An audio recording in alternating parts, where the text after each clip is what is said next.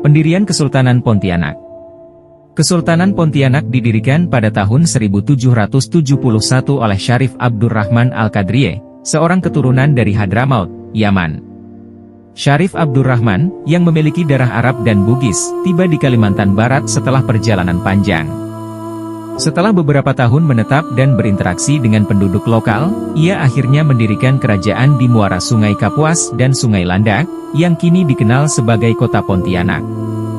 Pendirian ini ditandai dengan pertempuran melawan hantu-hantu yang dikabarkan menghuni wilayah tersebut, sehingga Syarif Abdurrahman kemudian mendirikan masjid dan istana sebagai pusat pemerintahannya. Politik dan administrasi.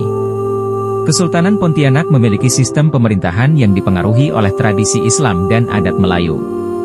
Sultan sebagai pemimpin tertinggi dibantu oleh para pejabat kerajaan yang terdiri dari kalangan bangsawan dan ulama. Sultan memiliki kekuasaan dalam urusan politik, ekonomi, serta keagamaan. Kesultanan ini juga menjalin hubungan dengan kerajaan-kerajaan lain di Nusantara serta dengan pihak kolonial Belanda untuk menjaga stabilitas politik dan ekonomi. Konflik dalam kerajaan. Seperti banyak kerajaan pada masa itu, Kesultanan Pontianak tidak lepas dari konflik internal dan eksternal. Internal kerajaan sering mengalami perebutan kekuasaan di antara para pewaris tahta. Selain itu, konflik dengan suku Dayak setempat juga kerap terjadi. Konflik eksternal lebih banyak melibatkan interaksi dengan kerajaan-kerajaan tetangga dan kolonial Belanda. Perang dan ekspansi wilayah. Pada abad ke-19, Kesultanan Pontianak mengalami berbagai konflik dengan suku Dayak dan juga terlibat dalam perang melawan Belanda.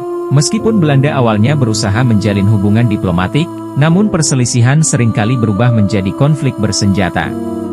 Ekspansi wilayah dilakukan untuk menguasai daerah-daerah penting di sekitar Sungai Kapuas dan untuk mengamankan jalur perdagangan. Masa kejayaan. Masa kejayaan Kesultanan Pontianak berlangsung pada akhir abad ke-18 hingga pertengahan abad ke-19. Pada masa ini, Pontianak menjadi pusat perdagangan yang penting di Kalimantan Barat. Ekonomi kerajaan berkembang pesat berkat perdagangan rempah-rempah, hasil hutan, dan produk pertanian. Selain itu, hubungan diplomatik dengan Belanda juga memberikan keuntungan ekonomi dan politik bagi Kesultanan. Perdagangan. Sebagai pusat perdagangan, Pontianak memiliki pelabuhan yang ramai dan menjadi titik transit bagi pedagang dari berbagai daerah. Perdagangan meliputi komoditas seperti lada, emas, dan kayu. Kesultanan Pontianak juga dikenal sebagai penghasil kain tenun dan berbagai kerajinan tangan. Aktivitas perdagangan ini menjadikan Pontianak sebagai salah satu pusat ekonomi di wilayah Kalimantan Barat. Kehidupan keagamaan. Kesultanan Pontianak adalah kerajaan Islam yang menerapkan hukum syariah dalam sistem pemerintahannya. Masjid Sultan Syarif Abdurrahman menjadi pusat kegiatan keagamaan dan pendidikan Islam. Ulama-ulama dari berbagai daerah datang ke Pontianak untuk berdakwah dan mengajar. Sultan dan keluarganya juga dikenal sebagai penganut Islam yang taat dan sering mendukung kegiatan keagamaan. Keruntuhan. Keruntuhan Kesultanan Pontianak dimulai pada akhir abad ke-19 ketika pengaruh kolonial Belanda semakin kuat. Belanda berusaha untuk menguasai wilayah Kalimantan dan menerapkan kebijakan kolonial yang membatasi kekuasaan Sultan. Perang Dunia Kedua juga memberikan dampak signifikan, dengan pendudukan Jepang yang memperlemah struktur kekuasaan lokal.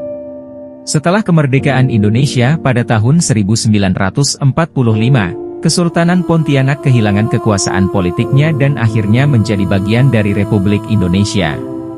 Kesultanan Pontianak memiliki sejarah yang kaya dengan berbagai dinamika politik, ekonomi, dan sosial yang menjadikannya salah satu kesultanan penting di Nusantara.